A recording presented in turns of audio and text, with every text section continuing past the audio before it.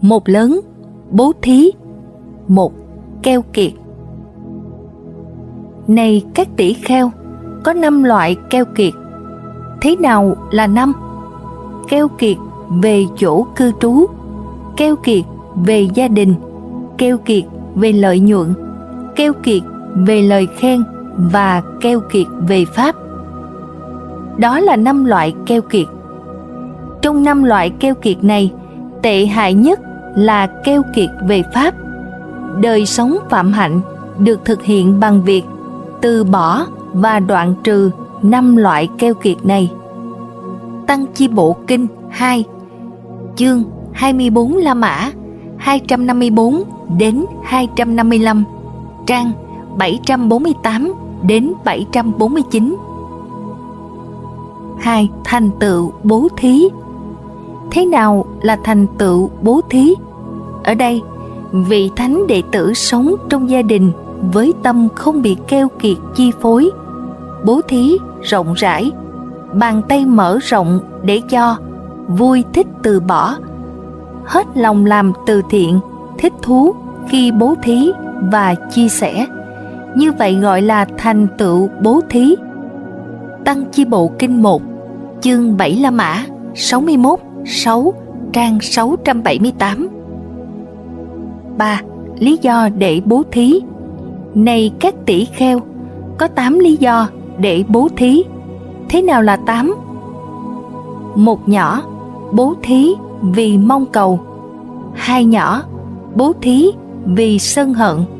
3 nhỏ, bố thí vì vọng tưởng. 4 nhỏ, bố thí vì sợ hãi. 5 nhỏ, người bố thí nghĩ rằng trước kia cha ông ta đã bố thí, ta không nên từ bỏ truyền thống gia đình này. 6 nhỏ, người bố thí nghĩ rằng sau khi ta thực hiện bố thí này, khi thân hoại mạng chung, sau khi chết, ta sẽ được tái sanh vào cõi thiện lành, vào thiên giới. 7 nhỏ, người bố thí nghĩ rằng khi ta thực hiện bố thí này, tâm của ta được thanh tịnh và hoan hỷ sẽ khởi sinh. 8 nhỏ, người thực hành bố thí nhắm mục đích trang nghiêm tâm, làm tâm cao thượng. Đây là 8 lý do để bố thí. Tăng Chi Bộ Kinh 3, chương 4 La Mã 33, trang 608. 4. Bố thí của bậc chân nhân. Này các tỷ kheo, có 5 loại bố thí của bậc chân nhân. Thế nào là 5? Vị ấy bố thí vì lòng tin, bố thí với sự kính trọng, bố thí đúng thời, bố thí với tâm hào phóng, bố thí không làm tổn thương mình và người khác.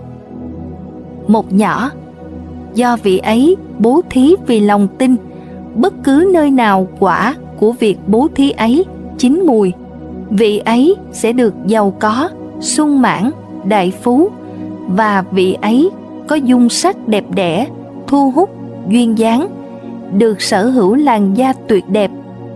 2 nhỏ, do vị ấy bố thí với lòng kính trọng, bất cứ nơi nào quả của việc bố thí ấy chín mùi, vị ấy sẽ được giàu có, sung mãn, đại phú, và vợ con, nô tỳ, người đưa tin, người làm công đều vâng lời, lắng nghe và chú tâm để hiểu được chủ mình. 3 nhỏ, do vị ấy bố thí đúng thời, bất cứ nơi nào quả của việc bố thí ấy chín mùi, vị ấy sẽ được giàu có, sung mãn, đại phú, và các lợi lạc đến với vị ấy đúng lúc và rất phong phú. 4 nhỏ, do vị ấy bố thí với tâm hào phóng, bất cứ nơi nào quả của việc bố thí ấy chín mùi, vị ấy sẽ được giàu có, sung mãn, đại phú, và tâm của vị ấy có khuynh hướng thọ hưởng những điều tốt đẹp nhất của 5 dục công đức. 5 nhỏ, do vị ấy bố thí không làm tổn thương mình và người khác, bất cứ nơi nào quả của việc bố thí ấy chín mùi, vị ấy sẽ được giàu có, sung mãn, đại phú, vị ấy sẽ không bị mất mát tài sản bất cứ lý do gì. Dù là do lửa cháy, lụt lội, bị vua tịch thu, trộm cướp, hay do những người thừa kế bị ghét bỏ, chiếm đoạt. Này các tỷ kheo, đó là 5 loại bố thí của bậc chân nhân. Tăng Chi Bộ Kinh 2, chương 15 La Mã 148, trang 591 đến 592. 5. Bố thí thực phẩm. 1. Này các tỷ kheo, nếu chúng sinh biết được kết quả của bố thí và chia sẻ như ta đã biết, thì họ sẽ không ăn mà không chia sẻ. Họ sẽ không để cho sự ô uế của keo kiệt ám ảnh và mọc rễ trong tâm họ. Thậm chí nếu đó là miếng ăn tối hậu, là miếng ăn cuối cùng, họ sẽ không ăn mà không chia sẻ. Nếu có người nào đó cần chia sẻ.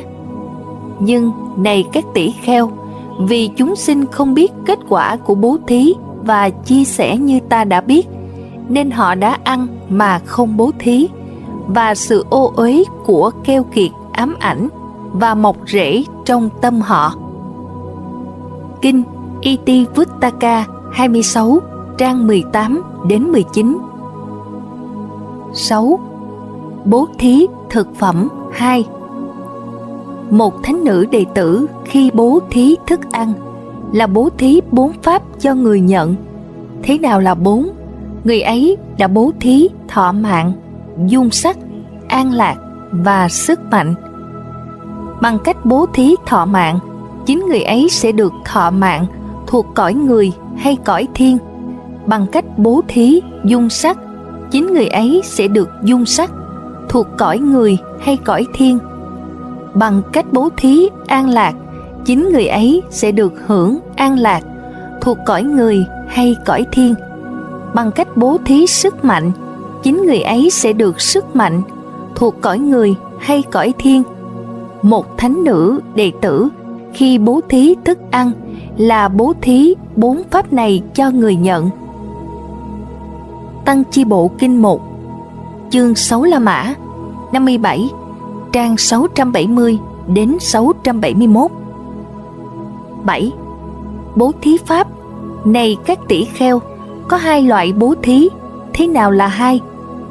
Bố thí của cải vật chất, tài thí, và bố thí pháp, pháp thí.